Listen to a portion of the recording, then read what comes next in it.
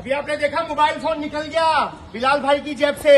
एक आगाही मुहिम है, बकरा ईद का टाइम करीब है, मंडियां लगने वाली है, लोग इसी तरह झमगट्टे में आते हैं। मैंने अभी मोबाइल निकालकर इनको दिया, इन्होंने ये वाले भाई को दिया, ये दिखाए, और वो वहां लेकर चले गए। इसी तरह होता है कि 4-5 लोग घेरा करते हैं, पैसे निकाल लेते हैं, मोबाइल निकाल लेते हैं, उठाकर बराबर वाला उसको और वो निकल जाता है। जब उसको होश आता है वो फौरन आसपास वालों को रोक लेता है।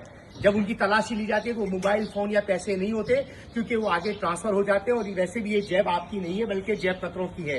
बाजार में जाएं या मंडी के अंदर जाएं, आवाम से गुजारिश है या शलवार की जेब में रखें या अंदर बनियान पहने अंदर पैसे रखें या कोई और तरीके, सबको पता है महफूज करने के। आप इस तरह खुली जेबों के साथ आएंगे तो भाई इस तरह की लटकती हुई जेब तो जेब कतरों के लिए है। आगाही मुहिम दी जा रही है, ईद उल अजहा का वक्त है।